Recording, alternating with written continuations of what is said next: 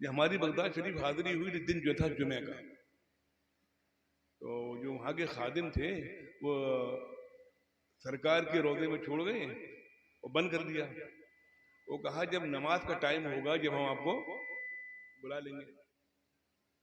خیر اذان ہوئی، خطبہ ہوا، وہ دروازہ کھولنا یاد نہیں تھا یا کرم ہو گیا.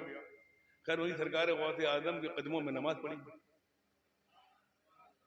جب نماز پڑھ کے باہر آئے تو برکاتی صاحب خیال آیا، وہ دل میں یہ ہے نا کہ ہم نے نماز تو پڑھ لی، ہم حنفی مسلک کے ماننے والے ہیں، حنبلی مسلک کے ماننے والے ہیں، تو یہ کیسی ہے داڑھی ایک مشت ہے کہ نہیں. تو ہمارے ساتھ ایک حاجی صاحب تھے، ہمارے دوست حاجی صاحب بولے چلیے چل کے دیکھتے ہیں. ہم امام صاحب کے حجرے میں گئے، السلام علیکم، بولے وعلیکم السلام، آؤ شریعت والوں آؤ، آؤ شریعت والوں آؤ. بڑا خوف لگا، بولے پھر اپنے ہاتھ پھیر کے کہتے ہیں آؤ شریعت، ماشاءاللہ ایک مٹھ کی ڈالی، بولے آؤ شریعت.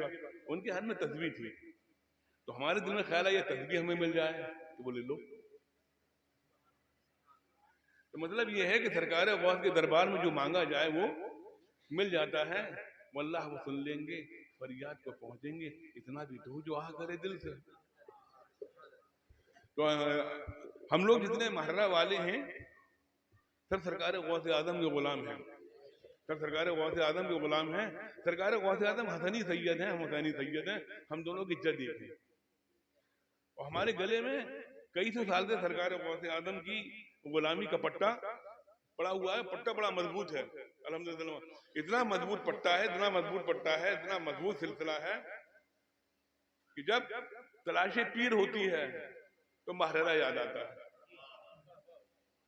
جب پیر کی تلاش ہوتی ہے تو محررہ میں ملتا ہے.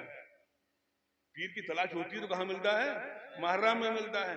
ایسی بات نہیں ہے کہ اور خانقاہوں میں پیر نہ ہو، اور خانقاہوں میں پیر تھے، پیروں کی تلاش تھی، پیروں کو دیکھنے جایا کرتے تھے، لیکن جب پیر ملا ہے تو ملا ہے کون ملا ہے؟ محررہ میں ملا ہے. بڑا مضبوط پیر ملا تھا. روتے روتے سو گئے تھے. دادا نے خواب میں کہا تھا اب مرشد مل جائے گا. کس کے ساتھ آئے تھے؟ بدایوں والوں کے ساتھ آئے تھے. اور پھر آگے بیعت ہوئے، آگے کیا ہوئے؟ بیعت ہوئے، اور قادری سلسلے سے نواز دیے گئے، خلافت دے دی گئی. تو آپ اکثر سنتے ہوں گے کہ اعلیٰ حضرت کا دل صاف و شفاف تھا، انہیں نسبت کی ضرورت تھی. تو میں ایک بات اور کہتا ہوں کہ اعلیٰ حضرت کا دل بھی صاف تھا، وہ آل رسول کی آنکھ دیکھنے کی قوت رکھتی تھی. آل رسول کی آنکھ دیکھنے کی قوت رکھتی تھی کہ حضرت آل رسول احمدی نے دیکھا تھا امام احمد رضا کے دل میں جو دل دھڑک رہا ہے بڑا صاف و شفاف ہے، بڑا صاف و شفاف. ارے کیا آنکھ دی تھی، کیا آنکھ دی تھی اللہ نے غوث پاک کے صدقے میں. سامنے مرید بیٹھا ہو تو دل دیکھ لیں، اور مسجد میں ہو تو بریلی دیکھ لیں. مسجد میں ہو تو بریلی دیکھ لیں. سرکار نور مسجد میں بولے مولانا صاحبزادے تولد ہوئے. نہ یہ فون تھا، نہ نیٹ تھا، نہ یوٹیوب تھا، نہ ٹویٹر تھا، نہ فیس بک تھی، نہ واٹس ایپ تھا.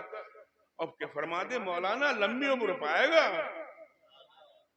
مولانا. اب بھائی نوری میاں حق تو نے مولانا کہیں، مولوی صاحب کہیں، مولانا کہیں، مرشد ثانی بھی ہیں، استاد بھی ہیں. اب استاد جس طرح چاہے شاگرد کو کہے.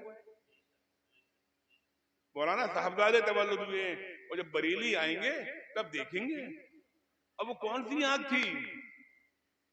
آنکھ تو نوری میاں کی تھی اور کرم غوث اعظم کا تھا. اور پھر بریلی گئے، اور بریلی میں سرکار مفتی اعظم کی منہ میں سرکار نور نے 2 انگلیاں ڈالی، اور مفتی اعظم نے پینا شروع کیا ان انگلیوں کو. اب ہم کون ہوتے ہیں، آپ کون ہوتے ہیں پینے والے؟ کیا پیا؟ حضرت پلانے والا مرشد جانے، پینے والا مرید جانے کہ مرشد نے کیا پلایا اور مرید نے کیا پیا. بہرحال یہ تو ہم نے بھی دیکھا کہ سرکار مفتی اعظم نے لمبی عمر پائی. یہ بھی فرمایا تھا اس سے لوگوں کو فائدہ ہوگا، تو لوگوں کو فائدہ ہوا، لوگوں کا دین بچایا، لوگوں کا ایمان بچایا. سرکار مفتی اعظم جب آتے تھے سب سے پہلے حاضری سرکار نور کہہ دیا کرتے تھے اللہ تبارک و تعالیٰ نے اس خاندان کو وہ کرامتیں دی ہیں. ہم لوگ کرامتیں بتانے میں یقین نہیں رکھتے. ہمارے خاندان کی 2 کرامتیں ایسی ہیں کہ جن کا ذکر آج پوری دنیا میں ہو رہا. کرامتیں تو مہرہ کی ہیں. مہرہ نہ کرامتوں سے کل خالی تھا، نہ مہرہ کبھی کرامتوں سے خالی ہوگا. اب کرامتوں پہ مت چلے جانا، اب کرامتوں میں مت چلے جانا. مرشدوں کی سیرت دیکھنا کہ مرشدوں کی سیرت کیا تھی، مرشد زندگی کس طرح گزارا کرتے تھے، اس طرح اپنی زندگی گزارنا. مرشدوں کی نماز قضا نہیں ہوتی تھی تو اپنی نماز قضا مت ہونے دینا. مرشد پابندی کرتے تھے نماز کی تو اپنی پیشانی کو اللہ کی بارگاہ میں جھکانا. مرشد روزے کی پابندی کرتے تھے تو اب آپ روزہ رکھنا. مرشد خود پڑھے لکھے تھے تو اپنے خود اگر خدا نہیں پڑھ پائے تو اپنے بچوں کو پڑھانا، اپنے بچوں کو علم دلانا. اگر ماہرہ کے مرید ہو تو مرید ہونا، مریض مت ہونا. ماہرہ کے مرید بن کے رہو، مریض بن کے مت رہو. اور الحمدللہ ثم الحمدللہ ماہرہ جاہل نہیں تھا. اگر ماہرہ خدا نہ کرتا جاہل ہوتا تو نہ بدایوں سے عبد المجید بدایوں نہیں آتے، نہ بریلی سے اعلیٰ حضرت آتے، نہ کچوچا سے اشرفی میاں آتے. سب پڑھے لکھے آئے تھے اور پڑھے لکھوں کی بارگاہ میں آئے تھے.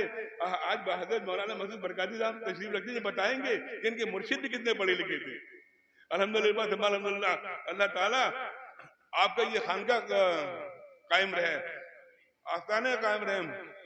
میرے بھائیوں، میرے پیارے برکاتیوں، اب کل کا بھی ٹائم قریب آ رہا ہے، 1 منٹ رہ گیا، اس کے بعد کل ہوگا، پھر حضرت کی تقریر ہوگی، حضرت کی دعا ہوگی، اس کے بعد نماز ہوگی، اس کے بعد کھانا ہوگا، اس کے بعد اٹھنا ہوگا، صبح حلقہ قادریہ ہوگا، اس کے بعد پروگرام ہوگا، اس کے بعد پھر سلام ہوگا، اس کے بعد آپ اپنے گھر ہم اپنے گھر.